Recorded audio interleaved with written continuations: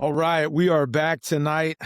It's going to be a little unique episode. I don't have my buddy Joe Willis. He's got a little situation he's got to handle, so I'm on the horn for tonight's episode, and I'm excited to host and get this thing going. Tonight we got Nick Smith, associate head coach at Nova Southeastern, and he's got a unique story because not only is he coaching it for one of the top Division II schools in the entire country, but he was a player there as well. So we're going to dive into that a little bit. But Nick's first year as a head or assistant coach, you guys went undefeated. So that's a heck of a start for you as in your coaching realm. So Nick, how are you doing tonight, man? I'm doing well, Billy. I appreciate you having me on, and I've seen the numerous names that you guys have had on the podcast. So just honored to be here and appreciate you having me. No, man, we're lucky to have you, and we're really excited to get into this, man. So let's get into it, man. How are you wired? Well, it starts with about 3 black coffees and a Celsius energy drink to start. But now I love the game itself in terms of, I'm a D2 junkie. I've played Division II, I've coached at Division II level, and the last 2 so-called dynasties of this level have been Ben McCollum and now Coach Crutchfield here at Nova Southeastern. And you can't find 2 opposite ends of the spectrum, right? You have Ben McCollum that plays his style, his pace, and there's such a beauty to it. And he's so successful and obviously has carried it on to the Division I ranks, and a big fan of his and always rooting for the Hawkeyes. And then you have Coach Crutchfield, who is opposite end of that spectrum, and we are fanatical, we are chaotic, and we try to push pace. We try to create as many possessions as we can. You see 2 different styles, 2 different ways to play the game, and both have had a ton of success. So I feel as if, the game is not, there's not one right way, there's not one wrong way. So just always learning, different styles, different systems. I try to, like I said, I've been in this system for 10 years now, and I try to get out. I try to see different things because, like I said, we are having a lot of success here, but that doesn't mean it's technically the right way to play. So yeah, long answer for that one. But after the black coffees, it's just the love of learning every day. I feel like the way you guys play, the caffeine is necessary for sure. Oh, So, but it's interesting. I love the McCollum reference and Crutchfield reference because they're 2 different guys. Crutchfield is kind of like ho-hum about everything. And, McCollum seems like he's just straight laced and, he's got his ways. But it's interesting. Like, you guys have created a culture, and we're going to get into this a little bit later, but, people now reference the way they play. They say we play like Nova. And I think that's it's kind of neat, and that you guys are a part of a way to play. And sometimes it looks a little chaotic, sometimes it looks a little out of control, but we'll dive into that. So, hey man, you had an outstanding career at Nova as a player, point guard. What brought you to Nova Southeastern? What got you there? Yeah, long story on that one. I was recruited by Coach Crutchfield of West Liberty, where he was at previously. And in that transition, I was a late commit. They lost in the national tournament, I believe, round of 32.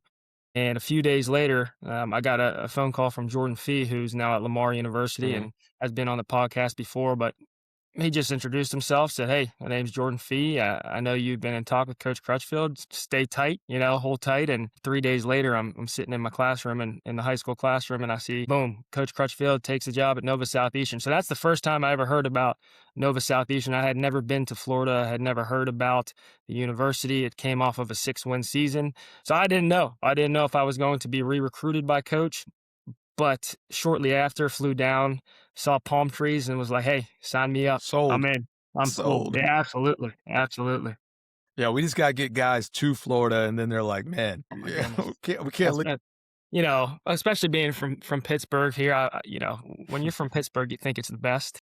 You think never leave. And then you see something like Fort Lauderdale, Florida, and you're thinking to yourself, the Steelers are great, but there's other places here in the world. So, yeah, very thankful to, again, no hate to West Liberty. It's a beautiful campus, but a little bit different down in Fort Lauderdale. Correct. There's a lot of, and I'm sure you met a lot of Pittsburgh fans down Absolutely. this way, so they travel well. All right, so you get your playing career. You're doing it. I believe you led eight assists a game. I think that's what your average was. So you're the lead guard. You're doing your thing.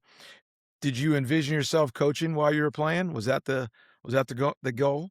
So my father coached me growing up, throughout AAU, and everybody from since I was 10 years old was saying, "Hey, you're a point guard, you're going to be a coach one day." And I kind of rebutted against that, saying, "Hey, I don't see myself being a coach." But every single person that met me through the basketball world said, "You kind of got a knack, and playing the point guard position it's natural, in some senses, leading the guys on the floor." And I played with a bunch of all-American guys that could fill it up. So my role was really easy, just try to facilitate the ball and make everybody happy. So I feel like the same thing goes into coaching. You have to deal with different personalities and put them in the right places. So I just felt that it was a natural transition. But, to your question, I did not believe my whole life I wanted to own a business. I wanted to, I was a finance major and wanted to do my own thing. But 1 year as a GA under Jordan Fee and Coach Crutchfield, and my mindset changed quickly.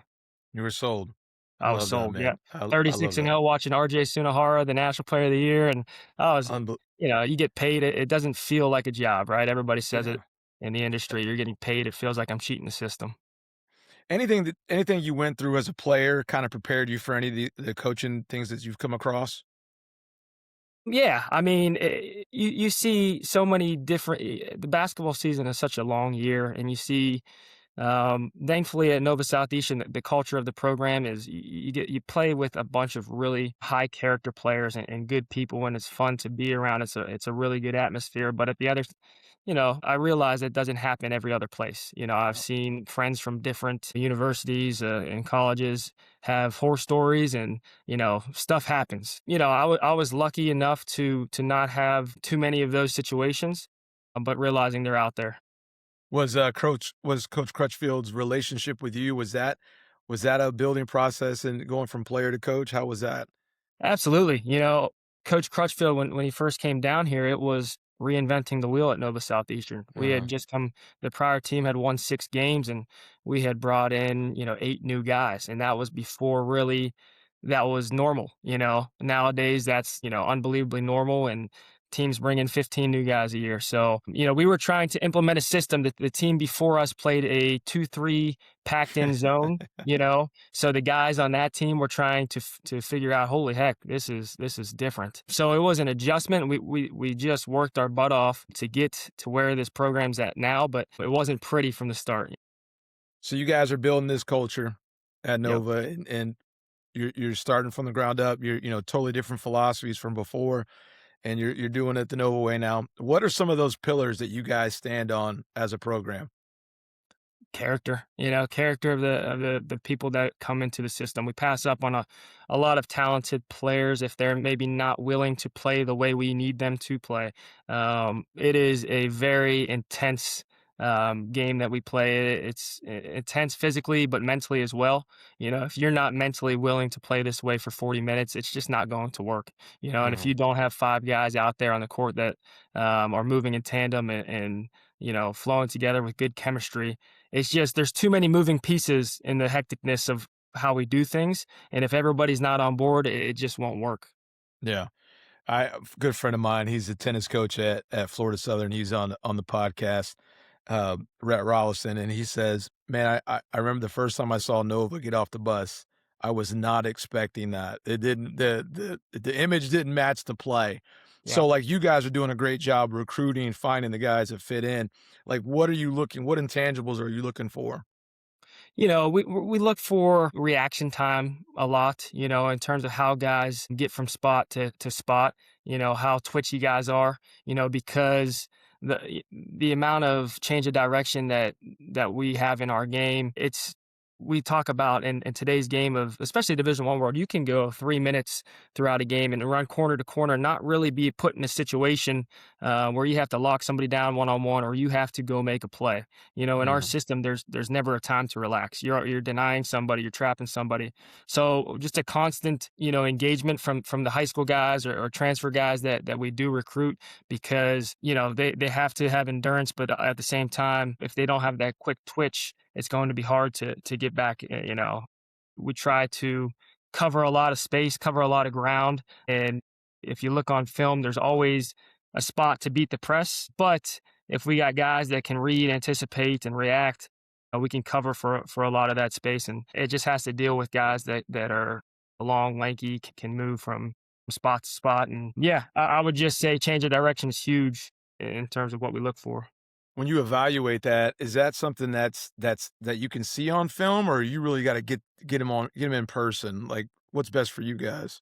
So some people naturally have it, and you can tell. Right. I Yeah. played with the point guard David Dennis, who I still don't understand how he could back cut the way he did, and how he could change direction the way he did. Some people just naturally have it, and you can see it. Other people, you have to, Coach Crutchfield. Once upon a time, everybody that he brought into the system had to play with the guys just so we could see.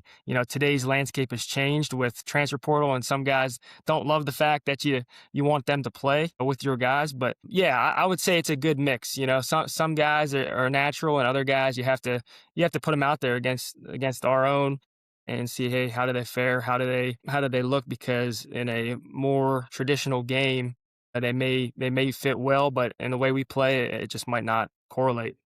Yeah, absolutely. Like, getting them on campus and seeing them play with who can already compete is huge.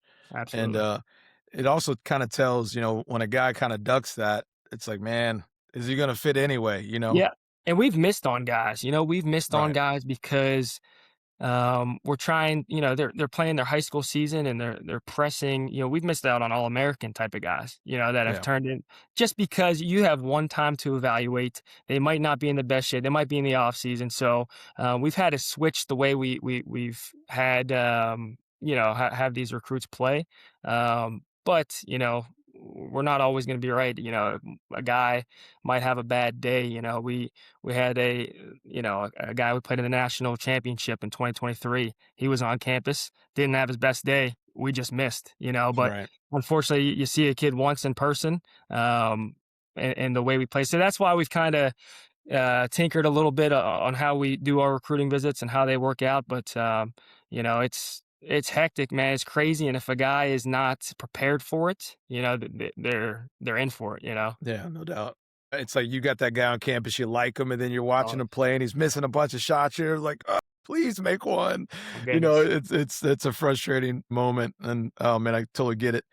So, you kinda mentioned the transfer portal Yeah. different times now. How does Nova hold accountability? Like, how do you guys handle that?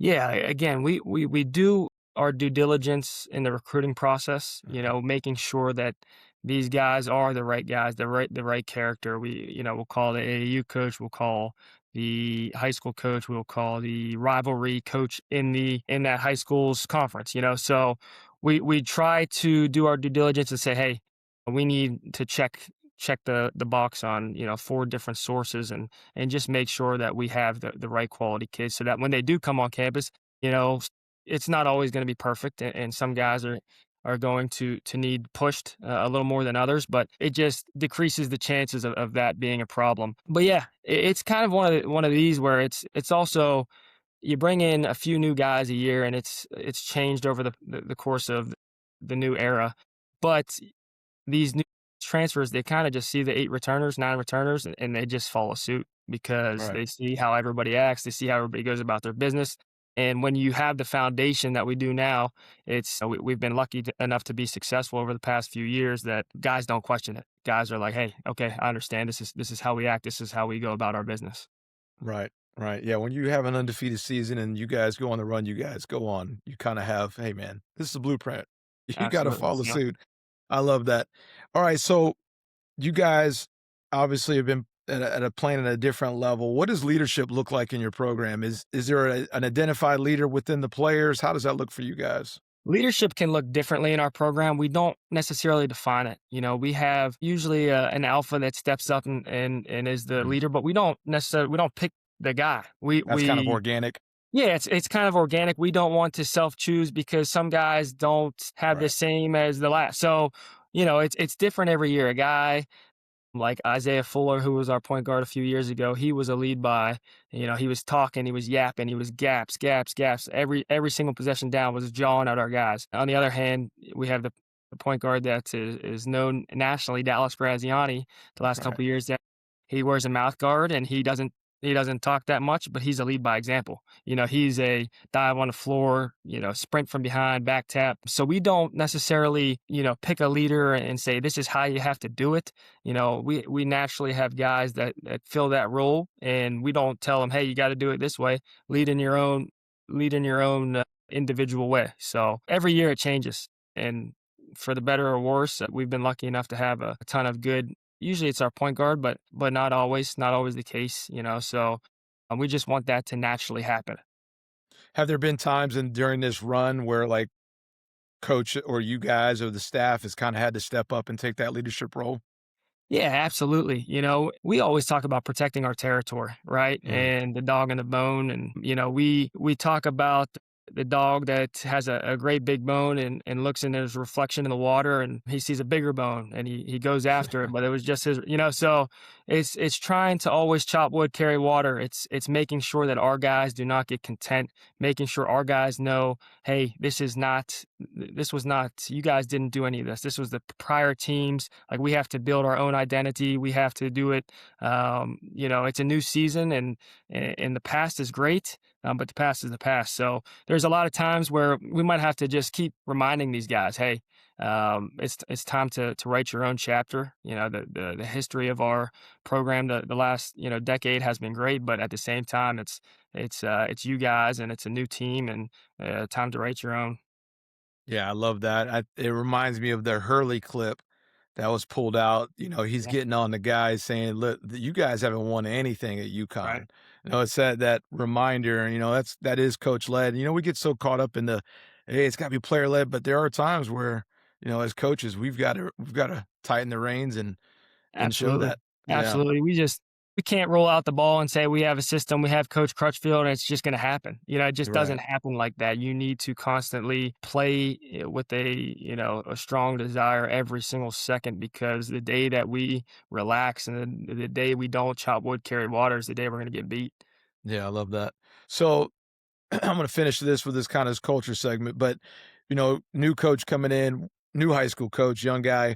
What advice would you give him? Because he's looking at you guys' as success and everything else. What would you give him as far as building that culture? What would you tell a young coach?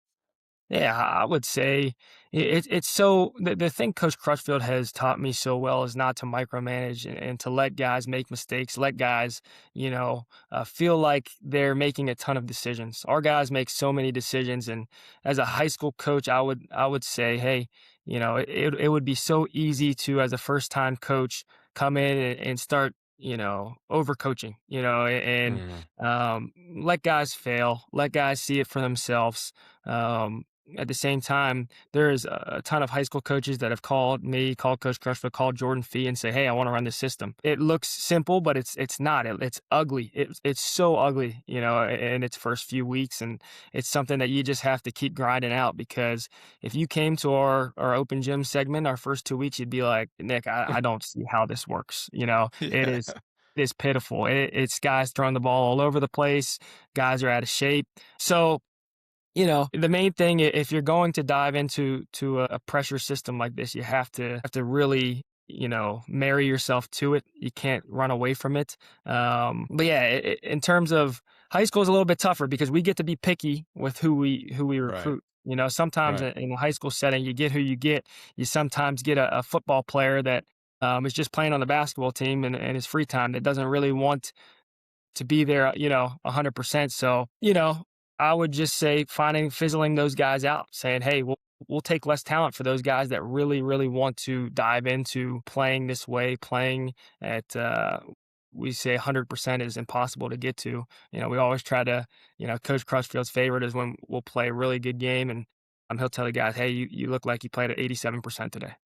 So because it's never 100. There's always something to Yeah. chase. Yeah. Um, so yeah, just finding those guys, finding the guys that are okay. You might be giving up a bunch of talent or skill, but at the same time, you need guys that buy into the culture, buy into the team chemistry, because basketball is played with five.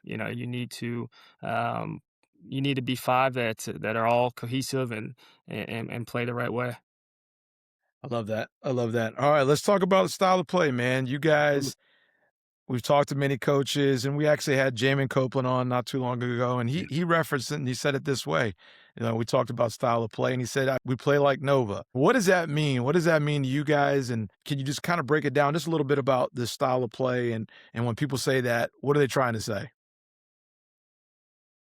Yeah, so the style of play, we a lot of times is misunderstood. A lot of times it is called a run and gun. A lot of times it is called just a strictly a pressing program. Yes, we press, but at the same time, we're never telling guys shoot the ball in the first 5 seconds of the shot clock. We're never saying if a team's got three good guards and we can't press them, we're not going to be the stubborn team that says keep on going, right? So Mhm, we're based off of how hard we play.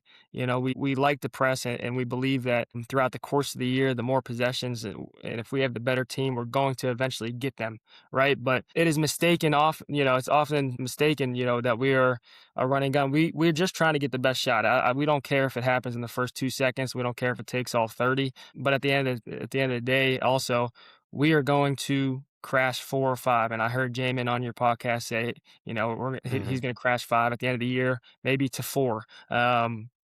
But we feel the same way. We're going to press anyways, make or miss. So why would we not put ourselves in the best position, right? Because if that ball comes off the rim and we're standing back, we're doing what we call the signal of we're running up, they're running the other way, they're running past us. It's impossible to stay in front of guys. So we have to be there from the start, or else we're just going to get run by and teams are going to get out in transition and have 2-on-1. So yeah, style of play, man, it's unique. It's hectic. It's high pace. I've been lucky enough to be top 3 in scoring the last 8 years, but it's all because of the style. It is.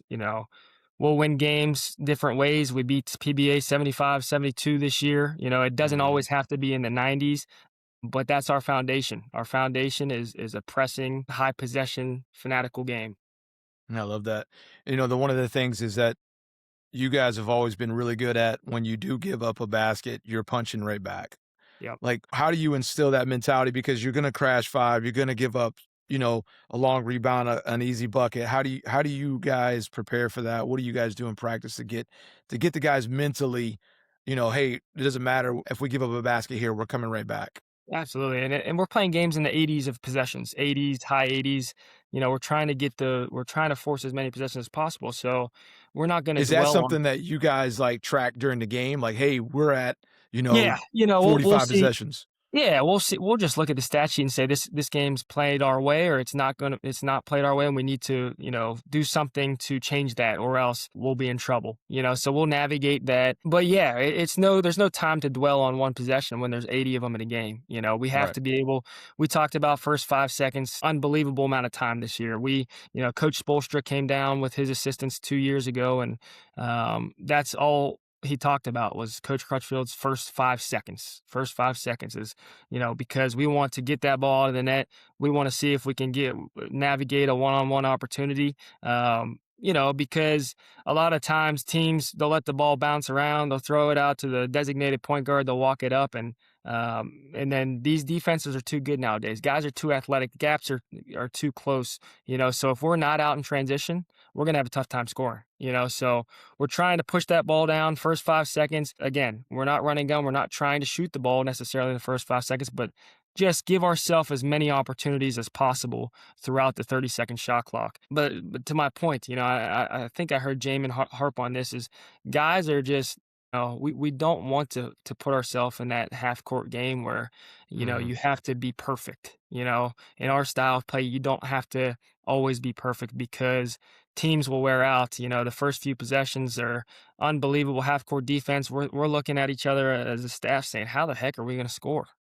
But teams wear down. Teams wear down the way we play. And if we consistently, we get scored on layup and we consistently just throw the ball up the court and score the ball on the other end and get in the press, just kind of kills a team's momentum. It kills their, when they make a three and they're rowdy and all of a sudden we have a dunk on the other end and then we're in their face, we force a turnover. It's like, what just happened? Right. So um, blackout is what we call it. We're trying to force blackouts where all of a sudden it's 18-18, 22-22, but we're just waiting on that one moment that you get caught sleeping and you look up and at the halftime it's 52 to 38.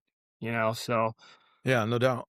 You guys had a unique ability to get handed the basket, same thing with Ave, like, it's twos, hands at the rim and yeah. threes, and you guys were really good at it. So if you don't get that shot in the first 5 seconds, then what? I know you guys are hunting single gaps. How are you getting into your offense?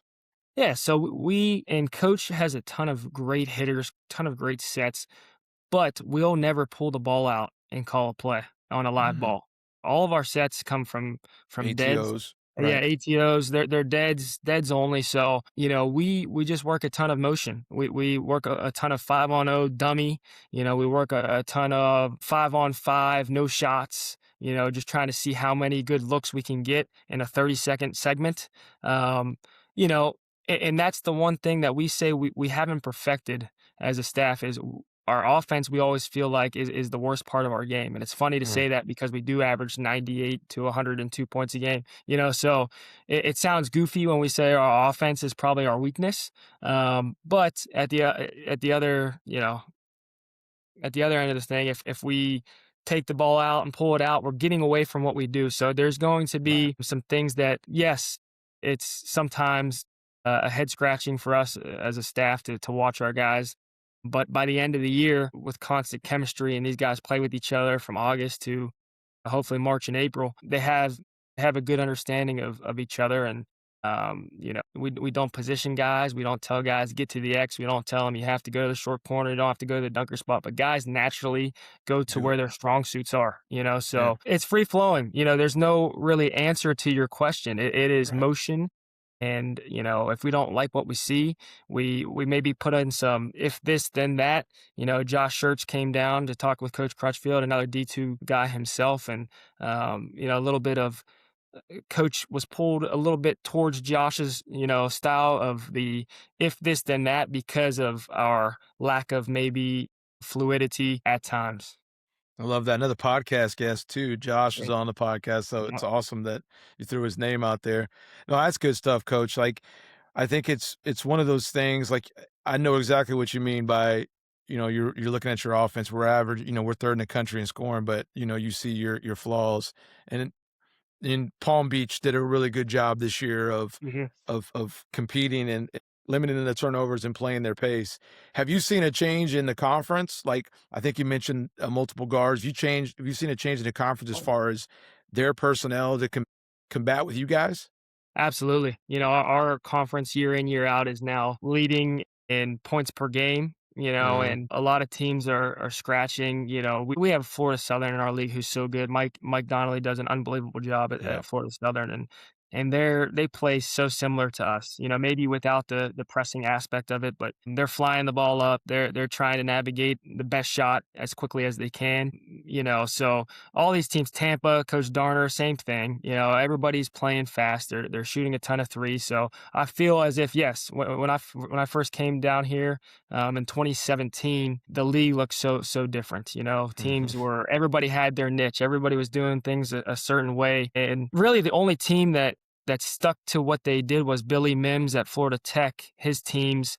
They did a really good job of muddying it up and getting it across the timeline against us and saying, "Hey, we are going to, for 40 minutes, play our way. We're going to take 27 seconds of the shot clock. We're going to try to limit possessions as much as we can." But I feel like, in today's SSC, a majority of teams are now willing to run with us and willing to adapt to the way we play.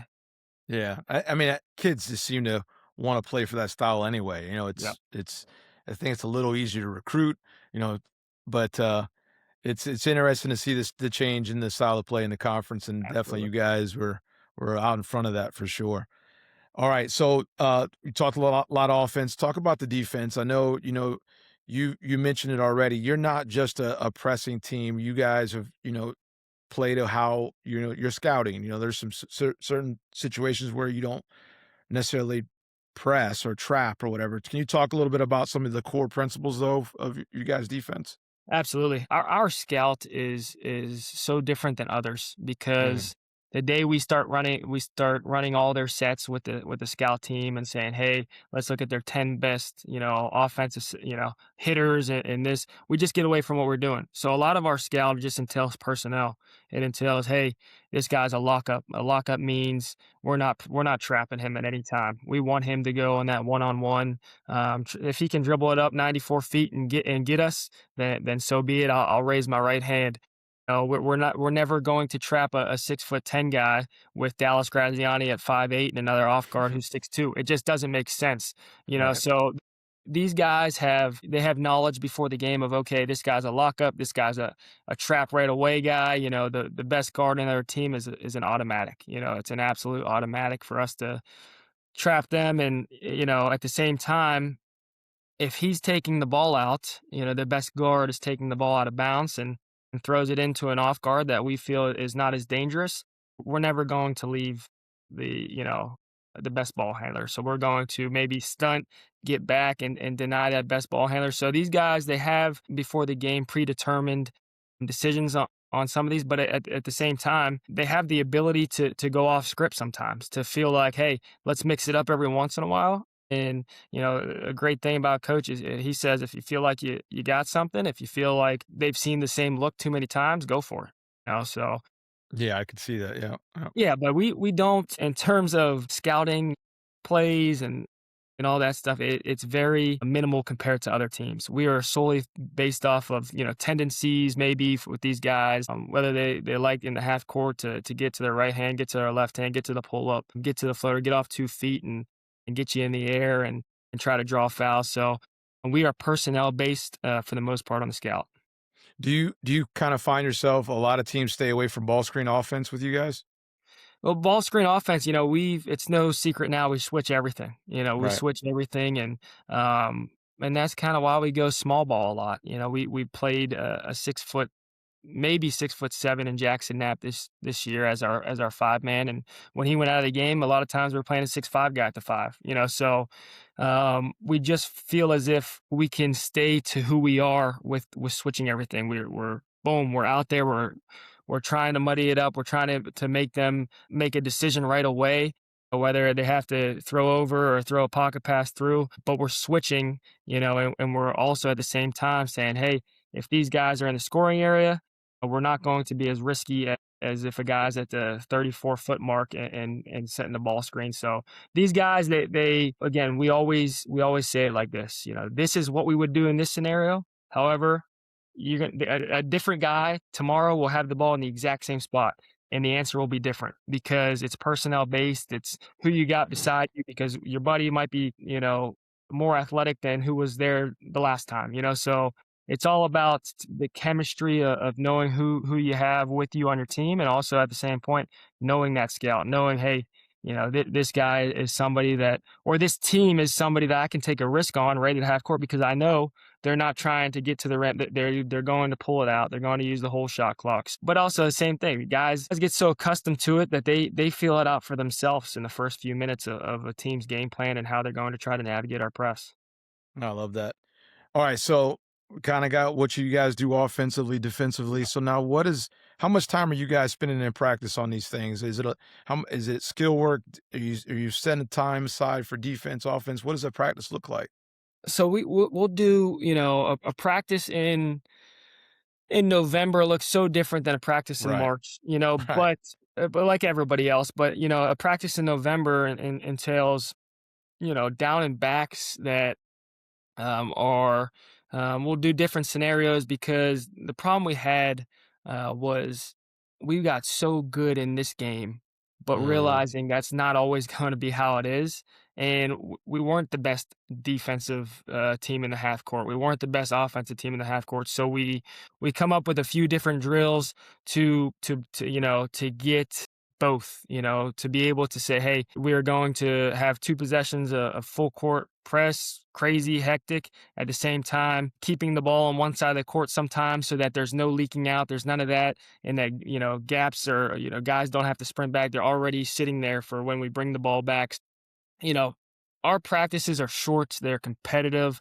They don't go past 90 minutes for the most part. In that conference season, they don't go past 70 minutes usually, an hour and 10. But it's a skill drill, it's a warm-up shooting, whatever we have. But at the end of the day, we just get in, we compete, and we get out, because these guys, the way we play, they'll get worn down if we keep them in there for 2.5 hours. So we keep it short, keep it light.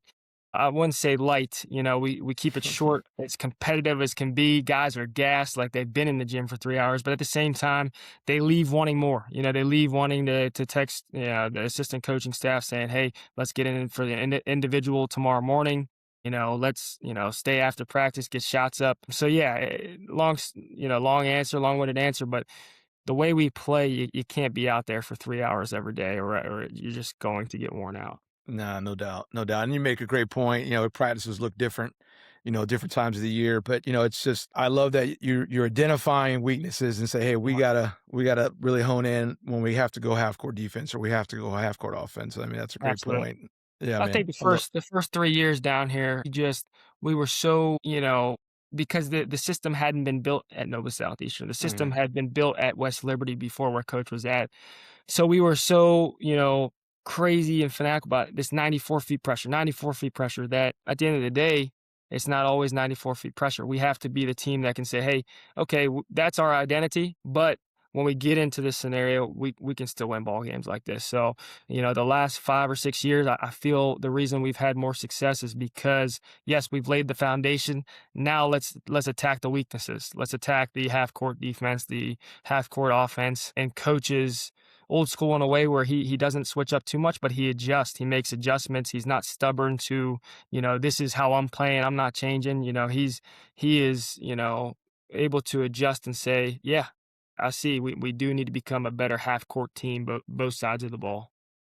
I love that, man, and it's kinda a good segue because I wanted to ask kinda just to finish up here, man, like sustaining the Nova way, sustaining this legacy here. Do you feel like building the success is easier or sustaining it? What's harder? What's easier?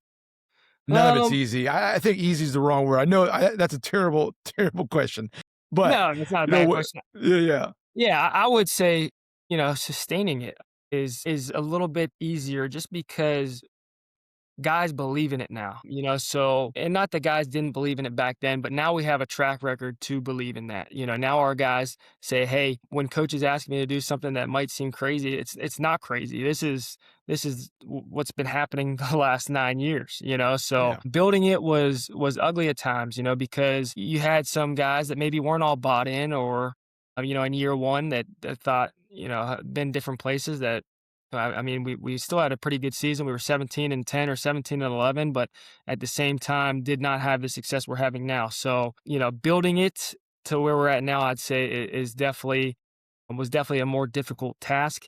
And now it's just protecting territory. Now it's saying, hey, we got something really good going on. Let's not give it up. Yeah. We don't want to get the day we get complacent is the day that new teams arrive and our run is over. So, so the fear of losing that is what keeps our guys going. Yeah, I think the clip that I saw of Dusty May, their staff, they're doing the celebration after a national title, and then you Yeah. see him on the laptop looking in the portal. I thought that was like, you know, Yeah. it's Today's world is crazy. And we had felt the same way. We had played in the national championship and won last season, and there was guys that we feel as if we were losing, that to other Division II programs that we shouldn't be. But at the same time, our eggs were in the one basket. Our eggs were in trying to win the national championship. And, Michigan is lucky enough to have a staff of 12 guys, so we're at small college basketball, we're a staff of 3. So yeah, trying to navigate this year, we did a better job of saying, hey, understand that today's landscape, understand we have a scout, but we have to set aside a few hours every single day to to not be missing out on a lot of these talented guys that are setting up visits already to these schools, and we're traveling the country trying to win another national title. So yeah, the landscape of today is just nuts, But as a young coach who's seen it as a player from the old times to now, I love it. I think basketball is always going to have adjustments. That's the name of the game. So same thing with the landscape. You're just going to have to adjust to the new times. I love that, man. All right, so I got a couple quick hitters, man, just to try to shorten it up as best you can. We'll try to make them tough for you. So, all right. So, playing in the sunshine, best player you've seen from this conference. Elvar Friedrichsen. He's still playing overseas. I think he's Icelandic. The kid is not a kid anymore, but he was a stud. He gave me fits. He gave us fits. He was the reason why our press needed to get better because of a guy like him. So Elvar Friedrichsen from Barry. Love it, man. I love it. Barry reference there. It's good stuff. Okay. All right. You just got the playoffs wrapping up, going on right now. All right. Who do we got? New York Knicks. The Knicks with a big first half today too. So, oh my goodness, I was watching it. I felt good about it. I said I'm going to get out of the podcast, and I hope they don't blow a 55-point lead. Okay, I love that. All right, so now you've been in Florida for a while. You're from Pittsburgh. You're from from that area. So, is it snow or is it the beach? It's the beach. It's 100% the beach. My blood has thinned out. I am a sissy now. When I go back up north, we played it was so upsetting to my family members when we came up north. The Pittsburgh is actually where the Elite Eight was this year. I bought our guys parkas, and it was 45 degrees out, and I'm the same. Wait, what are you doing guy. at parkas? Yeah. I'm the same guy that, used to go out with his shirt off and play in a football field for 4 hours and 20-degree weather and snow, and now I'm wearing a parka. I'm shivering in 45-degree weather. So yeah, definitely beach. Oh, I love that, man. Hey, Nick, you have been amazing. Wishing you guys nothing but the best. I know you're in the off season, quote unquote, but I know the grind has continued for you guys. But I appreciate you coming on, man. You've been awesome. Yeah, Billy, thanks for having me. I appreciate it. Unfortunately, Joe couldn't join us, but he's got bigger fish to fry right now. Yeah, 100%. He's up. Yeah, he may be in the doghouse. I don't know. If it comes through the clutch, I think he'll be fine.